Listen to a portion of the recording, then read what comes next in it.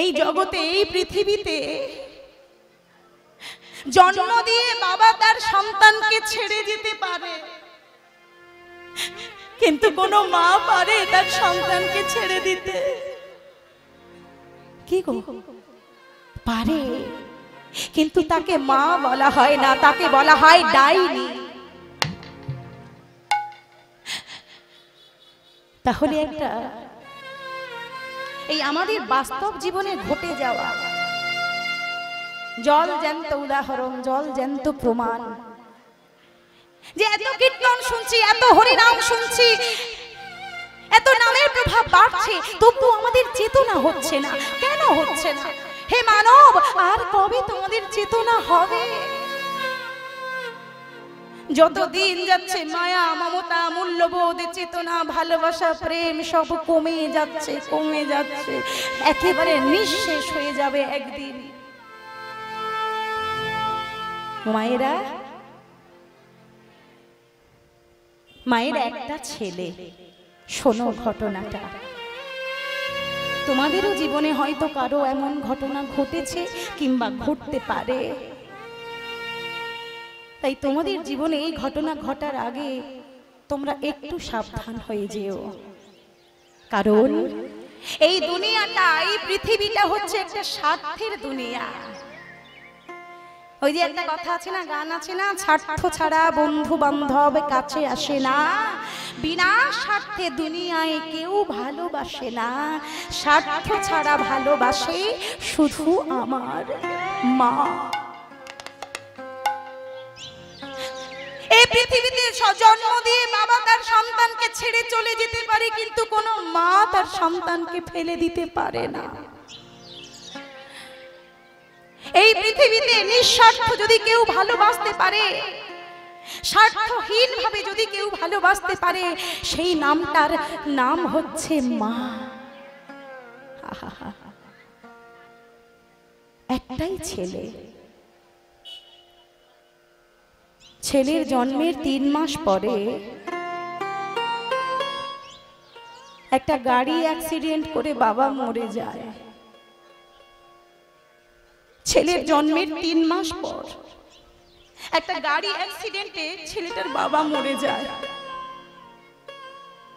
ছেলেটার মা কত কষ্ট করে ছেলেটাকে মানুষ করে। লোকের বাড়িতে কাজ করতে যায়, যে কলকাতায় যারা কাজ করতে যায় না, লোকের বাড়িতে কাজ করতে যায়, লোকের বাড়িতে কাজ করে খেটে 2 পয়সা সঞ্চয় করে ছেলেটাকে পড়াশোনা শিখিয়ে মানুষের মতো মানুষ করেছে। মা কোনোদিন নিজে একটু ভালো করে খেত না। মা,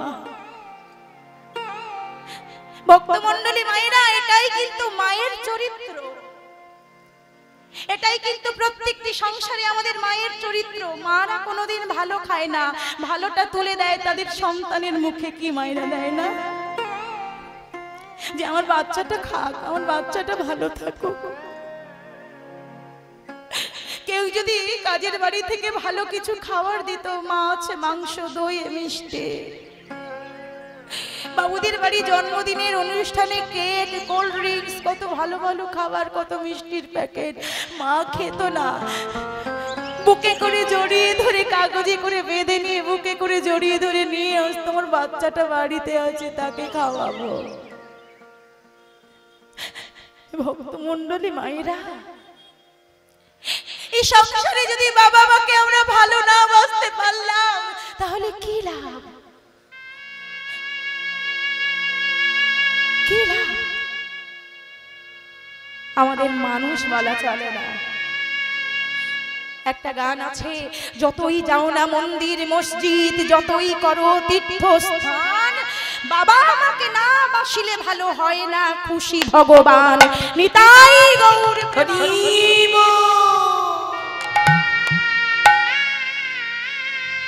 আমাদের সর্বপ্রথম গুরু হলো আমাদের বাবা মা। শিক্ষা গুরু, দীক্ষা গুরু তো অনেক পরের কথা।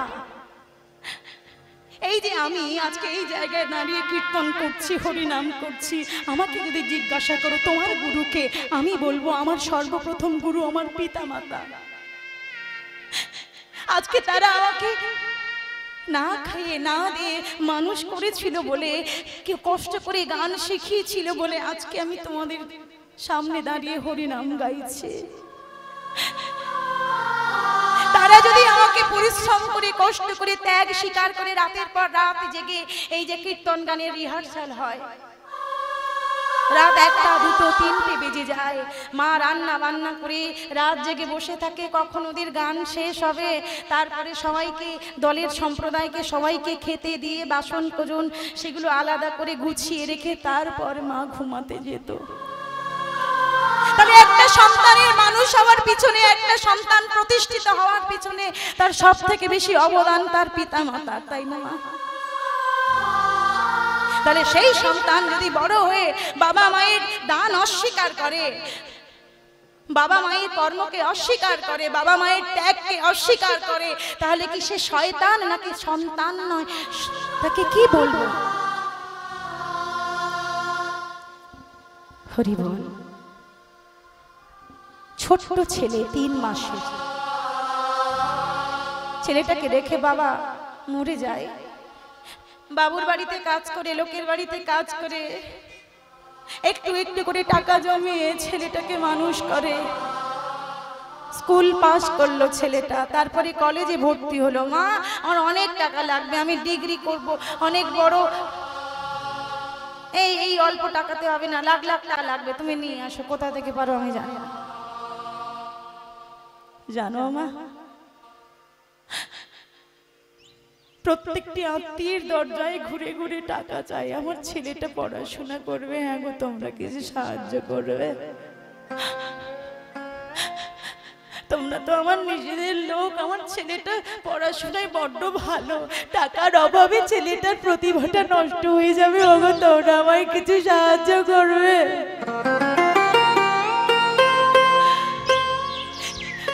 ছেলেটার ভবিষ্যতের জন্য তোমরা আমায় কিছু সাহায্য করবে? লোকের বাড়ি গিয়ে আঁচল পেতে ভিক্ষা করে কেউ দেয় আর কেউ দেয় না। বাবুর বাড়ি কাজ করে খায়, সে আবার ছেলেকে মানুষ করবে, হ্যাঁ ইঞ্জিনিয়ার বানাবে। স্বাদ কত, কুঁজোর চিত হয়ে শোয়ার স্বাদ জাগে। যা শোনা শোনা, মিলিয়ে নেবে, লিখে দিচ্ছি আজকে মিলিয়ে নেবে। একদিন এমন দিন আসবে না ওই ছেলে তোমার বুকে লাথি মেরে চলে যাবে। মানুষ করো না গো, এরকম ছেলেকে মানুষ করার থেকে না করা ভালো। অত শিক্ষায় শিক্ষিত করিয়ে কি লাভ? যে যেমন পারে জ্ঞান দেয়। ছেলের পড়াশোনার টাকা রোজগার করতে, শোনো মায়েরা, আজও এই সংসারে আমরা সন্তানরা মানতে চাই না যে বাবা মায়ের জন্য আজকে আমরা এই জায়গায় দাঁড়িয়েছি। তারা মনে করে কি আমি আমার জন্য, আমার কর্মের জন্য, আমার লেখাপড়ার জন্য, আমার পরিশ্রমের জন্য আমি আজকে প্রতিষ্ঠিত। কিন্তু না, ওরে মূর্খ মানব, তুই কে, আমি কে, আমরা কে? যদি না পিতা মাতার অবদান আমাদের সাথে না থাকে, তাদের আশীর্বাদের হাত যদি আমাদের হাতে, আমাদের মাথার উপরে না থাকে। টাকা জোগাড় হলো না মা, টাকা জোগাড় হলো না। মা একটা বিজ্ঞাপন দেখলো যে একটা বড় লোকের ছেলে, তার একটা কিডনি নষ্ট হয়ে গেছে। কেউ যদি একটা কিডনি তাকে দান করে, তাকে 5 লাখ টাকা দেওয়া হবে। মা দুবার নিজের জীবনের কথা ভাবলো না, ছুটে চলে গেল সেই বিজ্ঞাপন থেকে সেই ঠিকানায়। বাবু, বাবু আমার একটা কিডনি আমি তোমার ছেলেকে দেব। বাবু তুমি আমায় 5 লাখ টাকা দেবে। বাবু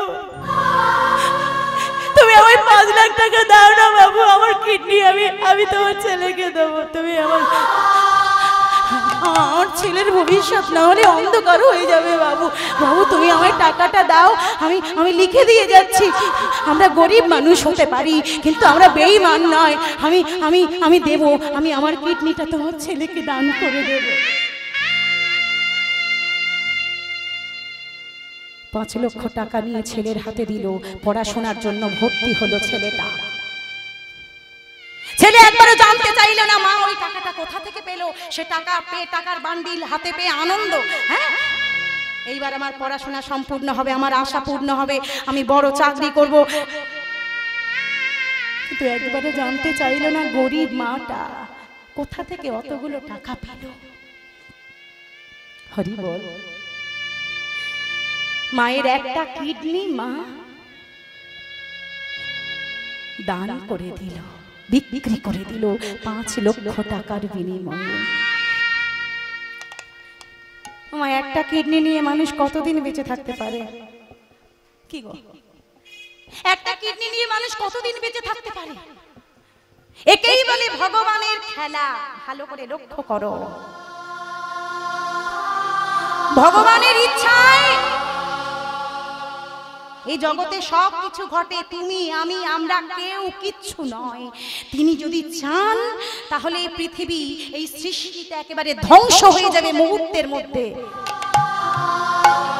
ভগবানের ইশারা ছাড়া গাছের একটা পাতাও পর্যন্ত নড়ে না।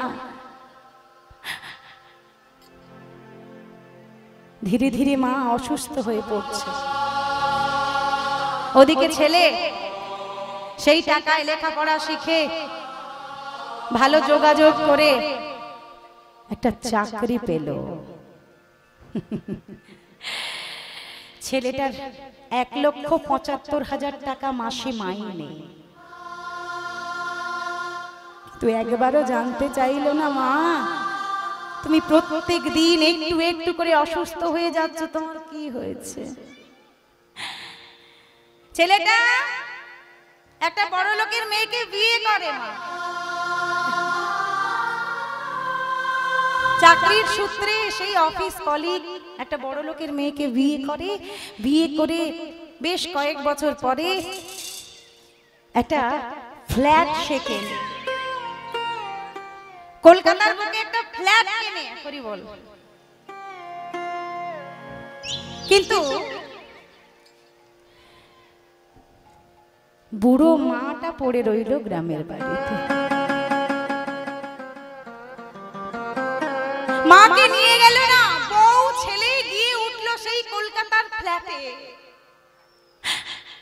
ভক্তমণ্ডলী মায়েরা চিন্তা করো, যে মা নিজের কিডনিটা বিক্রি করে দিয়ে ছেলের পড়াশোনার খরচ জোগালো, আজকে সেই বেঈমান নিজে সুখী হতে বুড়ো মাটাকে ফেলে রাখলো এই গ্রামের কুড়ে ঘরে। ছেলে চলে গেল, বিয়ে করলো, তাদেরও সন্তান হলো, কিন্তু কয়েক বছরের মধ্যে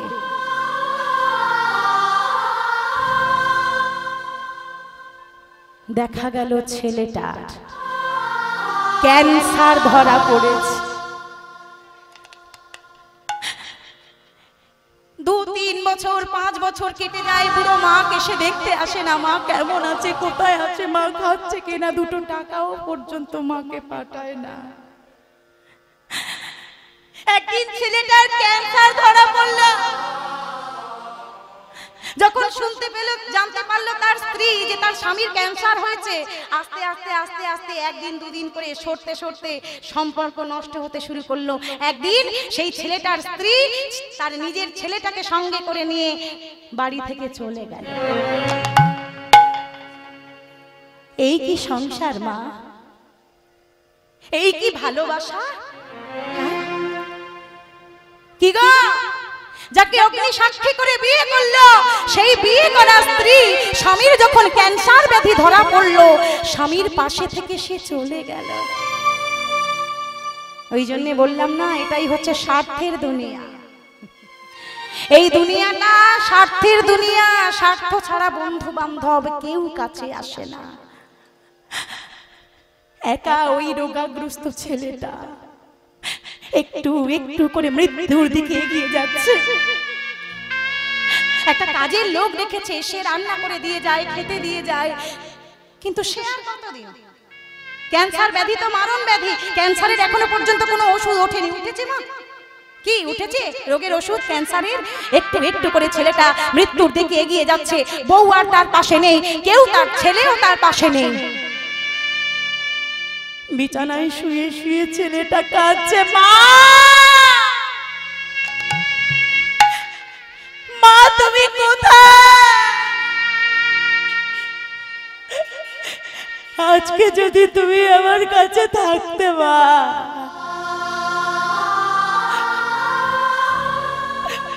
তোর ছেলেটার এই অবস্থা দেখে তুমি মুখ ফিরিয়ে নিতে পারতে না মা।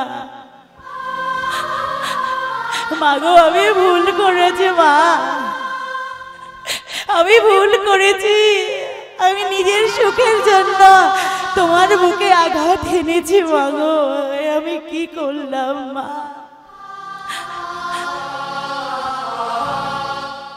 ওমা মায়ের মন তো, মা ভোরের বেলা স্বপ্নে জানতে পারলো যে ছেলেটা আমার ভালো নেই।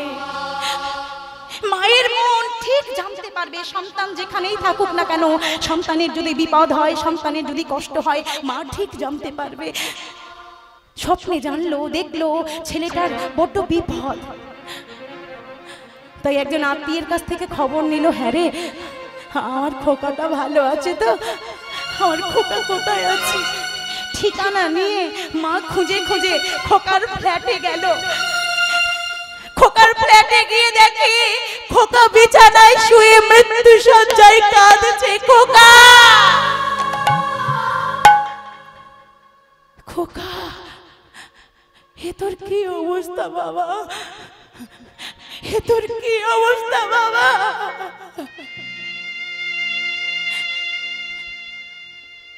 সেই বৃদ্ধ মা, সেই রোগাগ্রস্ত ছেলেটাকে সেবা করে, যত্ন করে। তার পাশে ভক্তমণ্ডলী মায়েরা, খোকা তুই তো ভালো থাকবি বলে আমায় ছেড়ে চলে গেছিলি বাবা, তুই তো সুখে থাকবি বলে আমায় ছেড়ে চলে গেছিলি, কিন্তু বাবা তোর কি অবস্থা? তুই এই সুখে আছিস, ক্যান্সার ব্যাধি, বৌমা তোর পাশে নেই, তোকে ছেড়ে চলে গেল। ছেলেটা মায়ের হাত দুটো জড়িয়ে ধরে কাঁদছে, মা গো এই পৃথিবীতে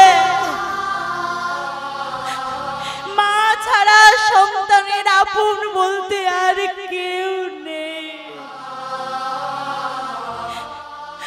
মাগো তুমি এসেছো, এবার আমি ভালো হয়ে যাব, দেখো এবার আমি ঠিক। ভক্তমণ্ডলী মায়েরা,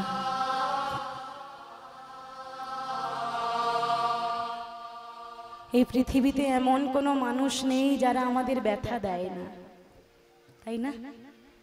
এই পৃথিবীতে এমন কোনো মানুষ নেই যারা আমায় আঘাত করে না। একমাত্র মা, মা কোনোদিন পারে না তার সন্তানকে ছেড়ে চলে যেতে।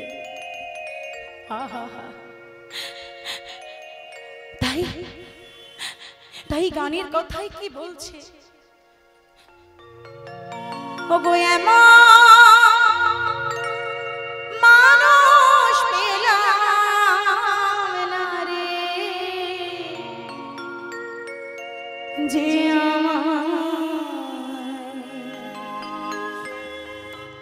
ব্যথা দিল না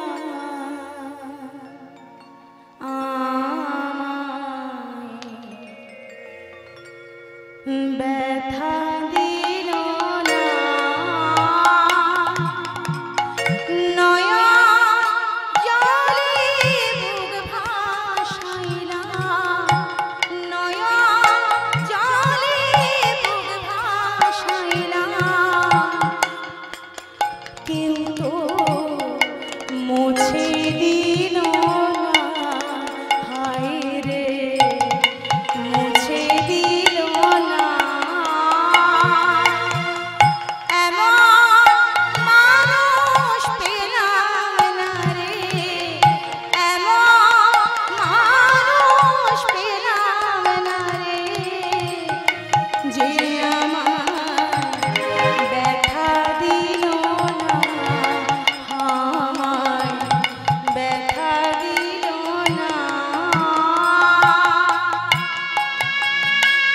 নিতাই গৌর প্রেমানন্দে গৌর হরি হরি বল।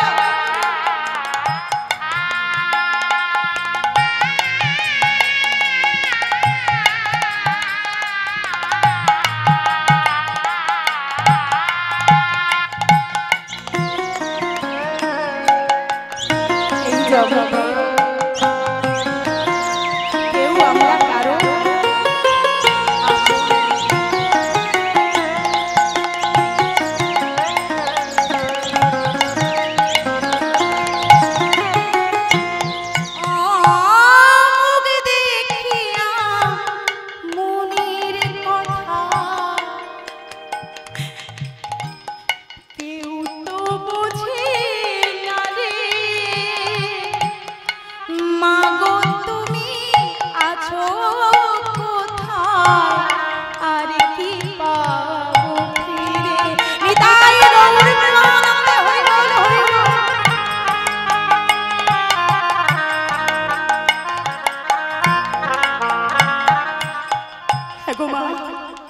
এই জগতে আমাদের মুখ দেখে কেউ বুঝতে পারবে আমাদের মনে কষ্ট হচ্ছে কি, জ্বালা হচ্ছে কি, যন্ত্রণা হচ্ছে কি?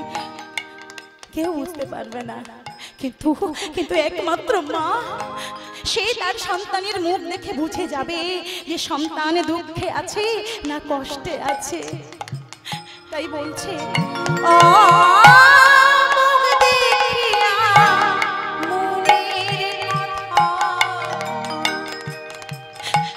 যারা আমরা মাকে হারিয়ে ফেলেছি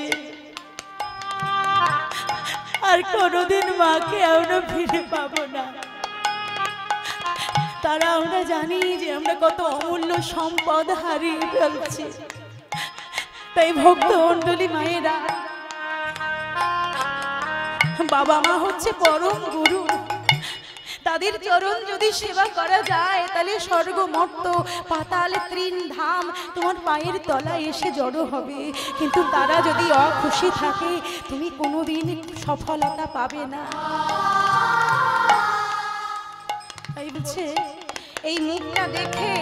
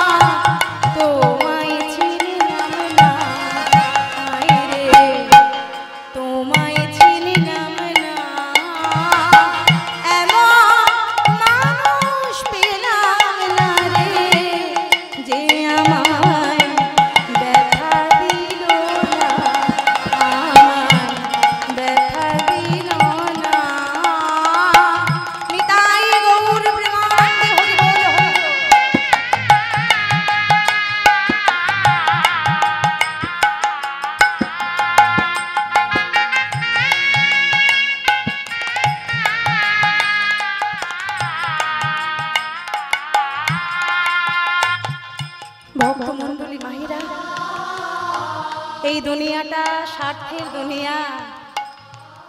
যতদিন তোমার কাছ থেকে ওরা পাবে ততদিন তোমার দাম ওরা দেবে, আর যেদিন তোমার কাছ থেকে আর পাওয়ার কিছু থাকবে না সেদিন আর তোমার কোনো দাম থাকবে না। তাই কি বলছে